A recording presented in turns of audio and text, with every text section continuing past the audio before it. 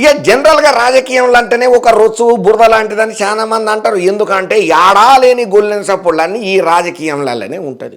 అయితే ఇప్పుడు ఒక కొత్తగా మనకి ఏమనిపిస్తున్నదని అంటే అసలు ఈ రాజకీయాలు ఎందుకు వస్తున్నాయి, ఈ రాజకీయ నాయకులు ఏం చేస్తున్నారు, ఏమన్నా ఆలోచన ఉన్నదా, వీళ్ళు ఎంతసేపు తీటుకునుడు జోడాలు లొల్లులు పంచాయతీలైనా పబ్లిక్కు పాయిదయ్యే పనులు చేయరా అనే డౌట్ అనుమానం కూడా మీకు కొట్టినట్టే నాకు కూడా కొట్టింది. మరి ఎందుకయ్యా ఇప్పుడు చెప్తున్నాం అంటే జనరల్గా పార్టీలో చాలా మంది పక్క పార్టీలను అవతలను తిరుగుతుంటారు కదా. ఈ మధ్యకాలంలో కొత్త ట్రెండ్ ఏం నడుతున్నదంటే వాళ్ళ పార్టీలను వాళ్ళ నాయకులు వాళ్ళే తిట్టుకొని రోడ్డు మీదకి ఎక్కుతున్నారు. ఇప్పుడు ఎవరు ముచ్చడి చెప్తున్నావు అనే డౌట్ నన్ను అడగకండి, ఆర్త తెచ్చిన చూద్దాం పాండే.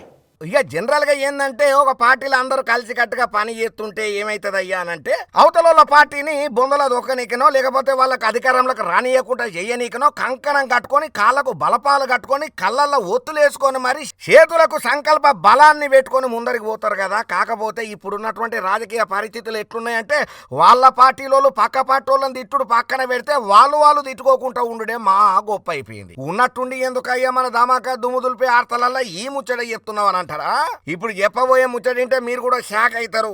బండి సంజయ్ సారు ఈటల సారు మధ్యన పచ్చగడ్డి వేయకపోయినా బగ్గుమనే తట్టున్నది. మరి ఎందుకోసానికి వస్తున్నదో వీళ్ళ మధ్యన వైరం తెలియదు కానీ ఎవరికి వాళ్ళు సపరేట్గా మీటింగులు పెట్టి మరి మైకుల ముంగట తొడలు కొట్టుకుంటా జబ్బాలు జరుచుకుంటా సవాళ్లకు 10 సవాళ్లు దిగేటట్టుగా ఎత్తున్నారు. అయితే కరీంనగర్ కేంద్ర మంత్రి ఉన్నాడు కదా బండి సంజయ్ సారు, సంచలన కామెంట్లు పెట్టుకుంటూ వచ్చిండు. పార్లమెంటు ఎన్నికలలో నన్ను ఓడించేటందుకు కుట్ర చేసిండ్రు. హుజురాబాద్ నియోజకవర్గంలో నాకు తక్కువ ఓట్లు వచ్చేటట్టు గట్టి ప్రయత్నాలు చేసిళ్ళు, కక్షపూరితంగా చేసిళ్ళు, రాజకీయ కుట్రలు చేసిళ్ళు. ఎక్కడ లేని సమస్యలు హుజురాబాదు నియోజకవర్గంలోనే వస్తున్నాయి. పార్టీ కోసం పనిచేసిన వాళ్లకు నిధులు ఇస్తానన్నారు, కొందరు గిరిగీసుకొని వర్గాలను ప్రోత్సాహం చేస్తున్నారని. అబ్బో ఇట్లా ఒక్కటి కాదు రెండు కాదు ఎవరినన్నాడో గాని అందరికి అర్థమయ్యేటట్టే ఇండైరెక్ట్ గానే మెల్లగానే సాప కింద నీరు లెక్కనే దోషిండయ్యా ముచ్చటను. ఇంకా అంతనే కాదు మళ్ళొక మాట చెప్పుకుంటూ వచ్చిండు, బీజేపీలో వర్గాలు ఉండవని, వర్గాలను ప్రోత్సాహం చేయబోమని, పార్టీ కోసం పనిచేసిన వాళ్ళకే పదవులు వస్తాయని. ఈ తీరుగా మల్కాజ్గిరి ఎంపీ ఈటల రాజేందర్ సార్ను గట్టిగానే టార్గెట్ చేసుకుంటా బండి సార్ అన్న మాటలు ఏమైతే ఉన్నాయో ఇప్పుడు రాష్ట్ర రాజకీయాలలో శీర్షకు రచ్చకే దారి తీసినాయి.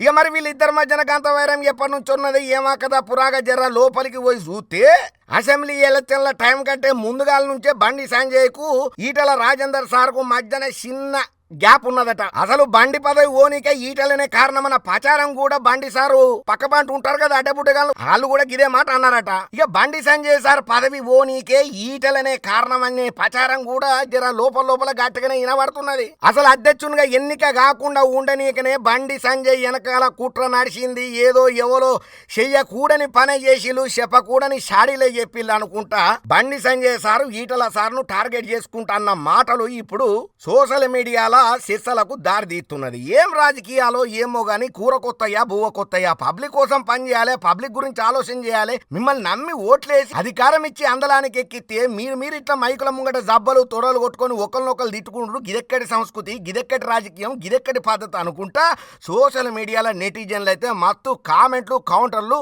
గట్టిగానే ఇవ్వబట్టిండ్రు.